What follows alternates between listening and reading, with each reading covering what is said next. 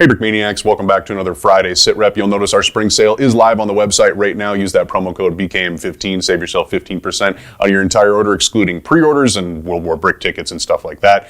Another quick note, we will not have a Monday Sit Rep this week, mostly because we've got a bunch of other stuff in the pipeline and we've been getting for grand openings, just kind of ran out of time.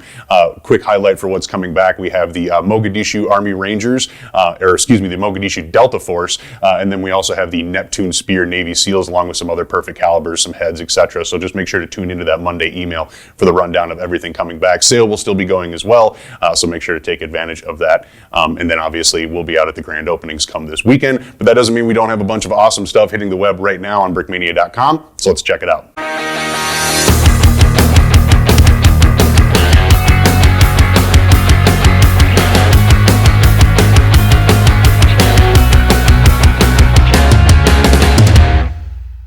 All right, we're kicking things off with our Spotlight pre-order, and to say this one has been long awaited almost doesn't quite do it justice. This is the Ghost Hawk designed by Dan, now available on pre-order. Tell me a little bit more about this awesome build. Well, 2011, the raid to capture and or kill Osama bin Laden happened. U.S. Navy SEALs flew into Pakistani airspace, raided the compound where Osama bin Laden had been discovered to be hiding out. The raid went off without a hitch, except they flew in these special helicopters that nobody knew actually existed. Right. Except when the SEAL team landed, two helicopters came in, dropped off the SEALs. One of them crashed, leaving telltale signs of their presence behind.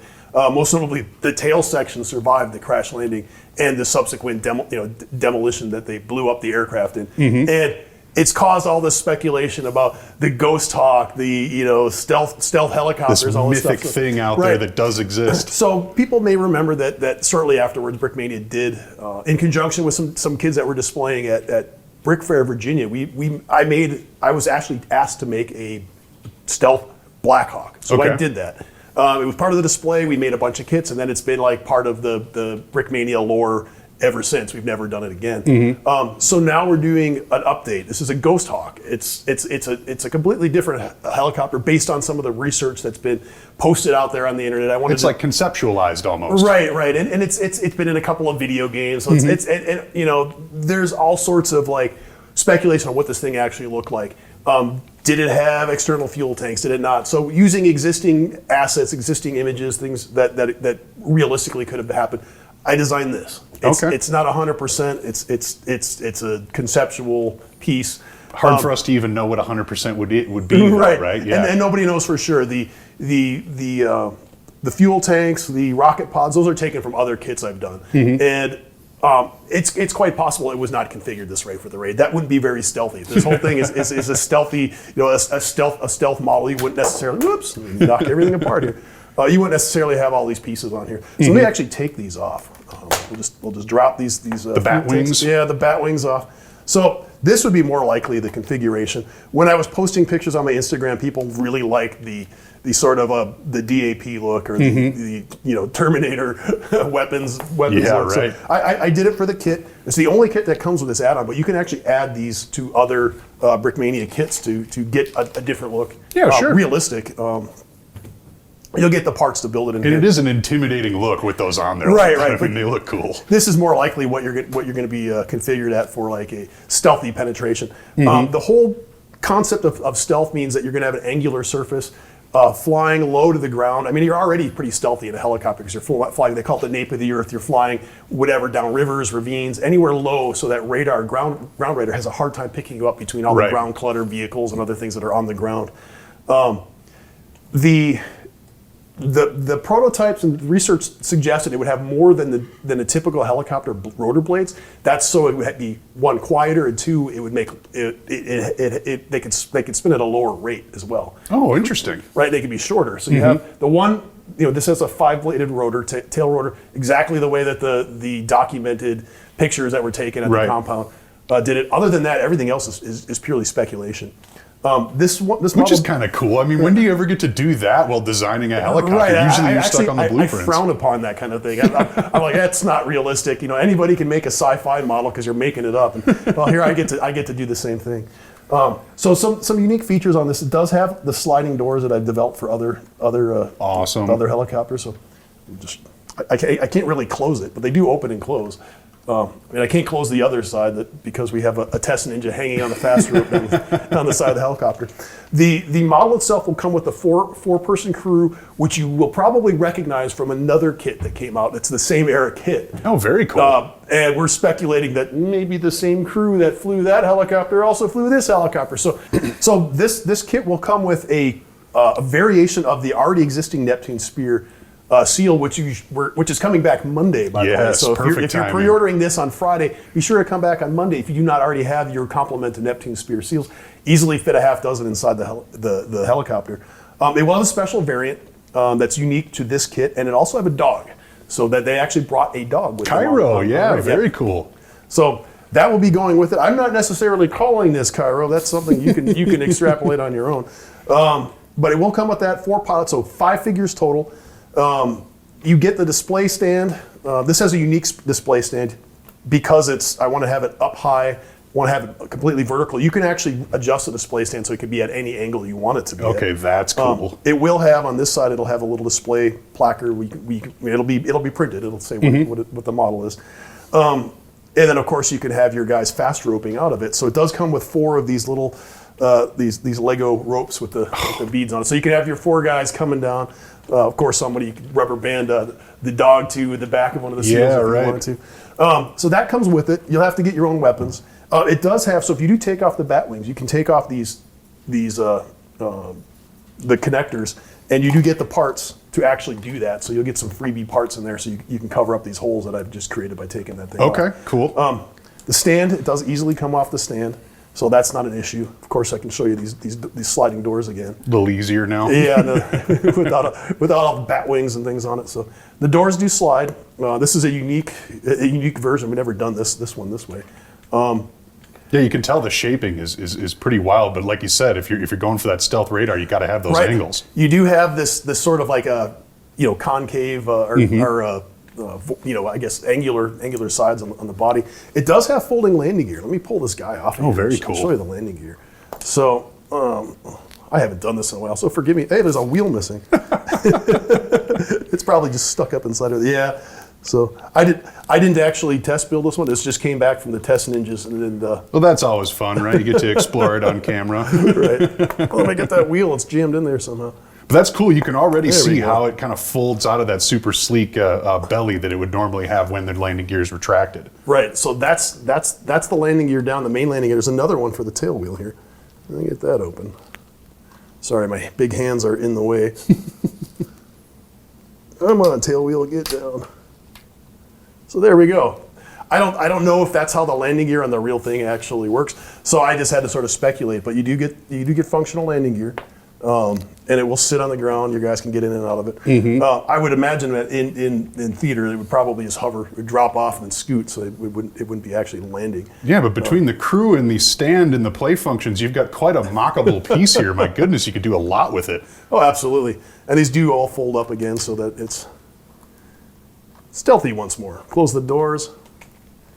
You got it all zipped up. It does come with 2 Brick Arms miniguns. Yeah. They're not on like great swivel bases. You can't like lean them outside of the helicopter really easy. That could be easily modified, so you could do that if you wanted to. Sure. They're just the same. They're just ordinary Brick Arms miniguns. 5-bladed rotor, of course, and it does rotate quite well. So the you want to spin it and show it off to your friends. You Yeah. can. Same with the tail rotor. You can't. In the earlier version, it actually had a little connection that you can motorize it. This one is actually meant to be motorized as well. You can motorize it. Huh. The axle goes all the way through from the top to the bottom. It might take you a little bit of finessing to get that motor in there because I didn't actually build test it with the motor in it, but I'm fairly confident that you'll be able to get that if you wanted to motorize this thing for a mock display. Should be fairly easy. Well, there you have it. The challenge is out there then, Brick Maniacs. Go ahead and... So, yeah, the original display that we had, it had a motorized helicopter. It had motorized rotors on it, and it was sitting here hovering over the display. And then there was one, Yeah. of course, crashed into the compound. So Very, very cool. Well, as I said, a very long-awaited release and an excellent breakdown of just everything that goes into this very conceptualized kit. The Ghost Hawk available on pre-order right now on brickmedia.com. In time for the 11th anniversary. Yeah, which is just great timing. And like we said, those Neptune Navy SEALs return on Monday. So if you haven't picked those up in the past and are like, oh, I got to get some for my Ghost Hawk now, you will have that chance come Monday. But otherwise, go ahead and get your pre-order in now. Dan, thanks for checking in. Thank you. Moving on, we got a pair of standalone minifigures, one of which is the Argentinian Commando, and the other is the modern British tanker, both of them designed by Landon. Talk to me a little bit about these new creations. Absolutely. Which guy do you want to start on first? Well, we're Falklands War Month, so I suppose they both fall into that category to some extent, but let's talk a little bit more about the Commando. Okay, let's start with Commando. So where do I begin? So this uniform is interesting. It's got this two-tone, gray coat and the camouflage trousers there. This is the first time we've done that camouflage pattern, and it kind of some interesting history here. They're getting the Argentine forces were getting their gear it appeared from all over the place. This is a jigsaw pattern from that era, and the French were using it. I think the Belgians were also using it. Wow. Okay. And so somehow they contracted either France or Belgium to produce their own variant.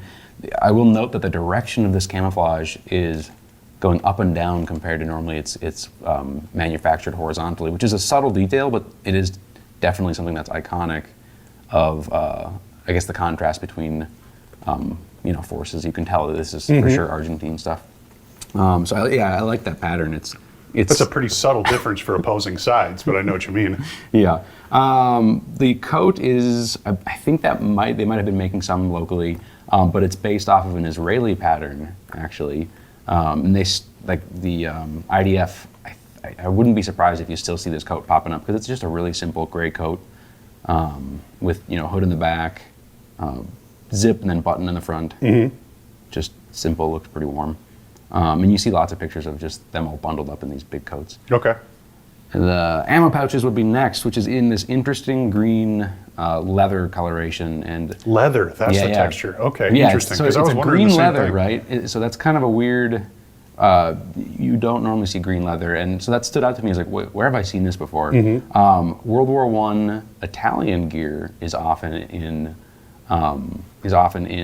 this same green leather. And I was like, that can't just be a coincidence. Looking deeper into it, I didn't realize how much of a connection that Argentina has to Italy, so that was just interesting on like a people group kind of thing. It's something like 60% of Argentines have like Italian ancestry. Really? I didn't know that, so that was I was learning something there. So I'm not positive if that's where this gear came from. I didn't quite find the manufacturer, but I mean that's just such an iconic green that I've only seen there before that I wouldn't be surprised if there was that connection. So that's just something that I have yet to continually explore. Yeah. We got a bandolier for some additional ammo pouches, pistol in the back, and then again those mags on the front. Kind of wrapping this up. He's got face paint and this commando beret, which looks pretty sharp.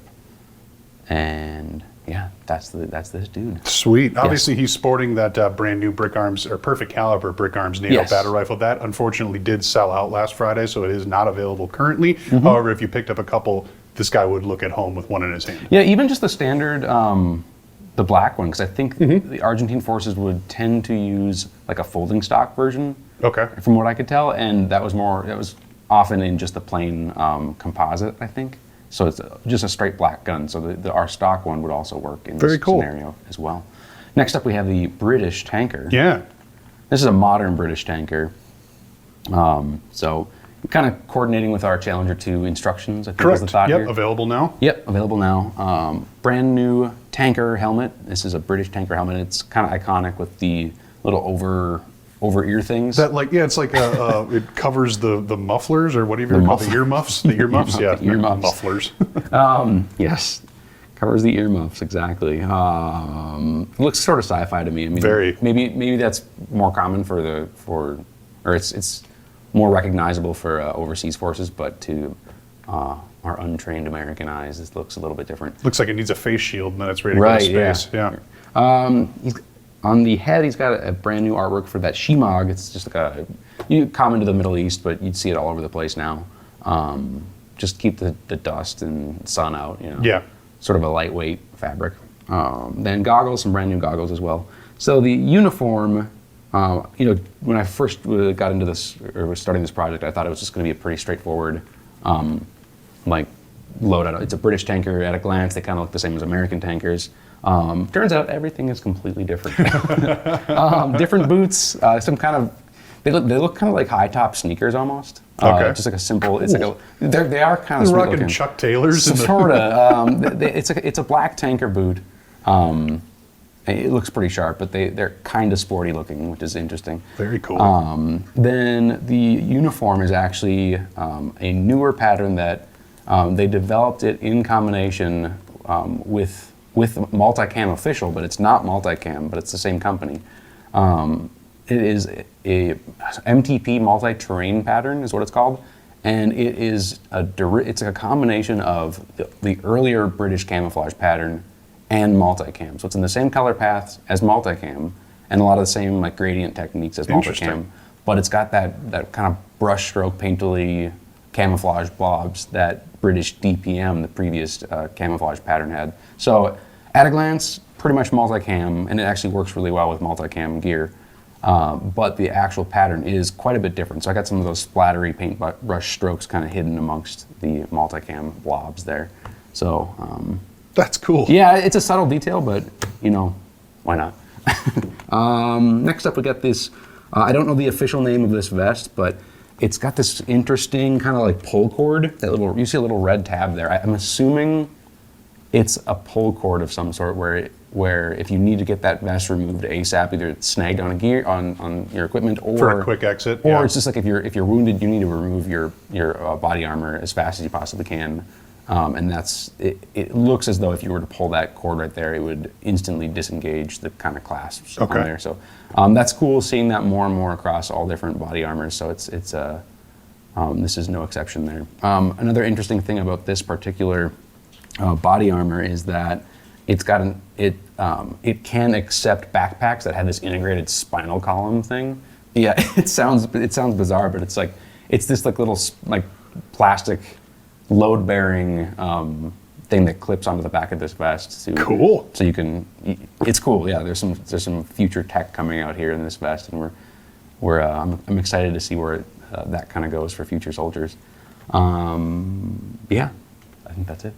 Very, very cool. Modern British tanker now available along with the Argentine Commando, both on brickmania.com. Landon, thanks for checking in. Thanks for having me. All right, so that'll just about do it for a Friday Sit Rep. Remember, tomorrow is the grand opening in San Diego, California at our Miramar location. Very excited to see everybody there. We've got some specials, we've got cool bricks, we've got exclusive minifigures, as you guys have seen. Lots of cool stuff going down tomorrow, so we're very much so looking forward to that and excited to see all of you there. Otherwise, that will do it for a Friday Sit Rep. Thank you very much for watching.